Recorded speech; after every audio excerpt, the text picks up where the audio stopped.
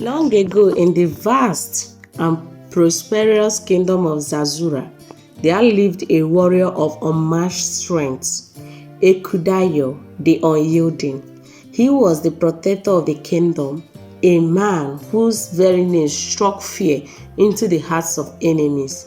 Legends say he wielded a sacred spear blessed by the gods, a weapon that could command the wind itself. Under his leadership, Zazura flourished, defeating invaders and expanding its influence across the region. But one night, Ekundayo vanished. Some claimed he was betrayed by jealous nobles. Others whispered he was cursed by the gods for his arrogance. His legacy faded, his name erased from the royal scroll, and the kingdom continued without him. His bloodline was believed to have perished, and with it, the power of the sacred spear until now. In a quiet village on the outskirts of Zazura, a young man named Adiro worked as a blacksmith apprentice. He was strong but restless, haunted by dreams of battles he had never fought. Raised as an orphan, he knew nothing of his origin, only that he was abandoned as a child. One evening, while helping the elders prepare for the annual festival, Adiro noticed an old man staring at him. The man, known as Baba Olufemi, revealed seer. "You have the eyes of a warrior," Olufemi murmured. "Blood calls to blood." That night, the village was attacked by raiders from the neighboring Yagura tribe. As flames engulfed the hut, Adiro grabbed a blacksmith hammer and fought fearlessly. His movement instinctive, as if guided by something greater. By morning, the raiders had retreated, but the village lay in ruins. "You are not just a blacksmith apprentice," Baba Olufemi told Adiro. "The fire in your veins speaks of warriors long forgotten." With nothing left in the village, Adiro set out with Olufemi, seeking the truth of his past. Their journey led them to an ancient monastery deep in the forest. The monks guarded scroll older than the kingdom itself. Among them was the forbidden record of Ekundayo's betrayal. The warrior's bloodline did not perish. The scroll read, "A child was hidden. The descendant shall reclaim what was lost." Adiro was stoned.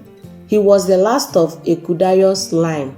To reclaim his heritage, he needed to return to Zazura's capital and find the sacred spear. But the kingdom was now ruled by King Jakar, a tyrant who despised the old ways.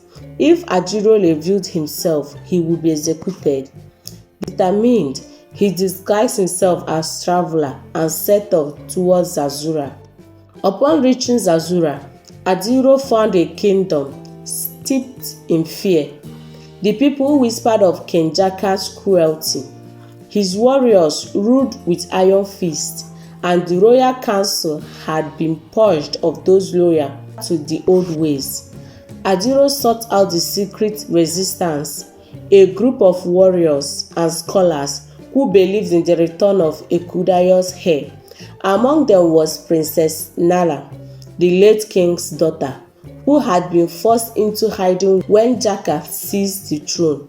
To prove himself, Adiro had to undergo the trials of the ancestors, 3 deadly challenges meant only for a true warrior of Zazura. Number 1. The test of strength. Adiro faced the kingdom's greatest warriors in combat. Though outnumbered, he fought with a skill that felt otherworldly. 2. The test of wisdom. He was tasked with solving an ancient riddle inscribed on Ekundayo's lost armor, which led him to the hidden chamber of the sacred spear. 3. The test of spirit. In a trance-like state, he was visited by the spirit of Ekundayo himself. A warrior is not born out of blood alone, the spirit warned. It is courage that makes a man worthy. Having passed the trials, Adiro was declared the rightful heir. With the sacred spear in hand, Adiro led the resistance against King Jakar. What followed was a battle of the soul of Zazura. The people, long oppressed, rose up in defense. As Adiro faced Jakar in single combat, he felt the strength of his ancestors flowing through him. The battle was fierce, but in the end, he drove the spear through Jakar's heart. The tyrant fell, and with him the chains that bound the kingdom. The people of Zazura held Adiro as their new king, the true heir of Ekundayo, but he refused the throne. A true warrior fights not for power, but for his people, he declared, placing Princess Naira as the rightful queen. Instead, Adiro became the kingdom's protector, the guardian of its heritage, ensuring that Zazura would never forget its past. And so, the legend of the forgotten warrior was reborn. Years later, children would gather by the great fire, listening to the elders tell the story of Adiro, the warrior who reclaimed his destiny.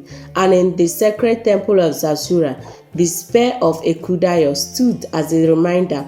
A kingdom that remembers its past will never lose its future.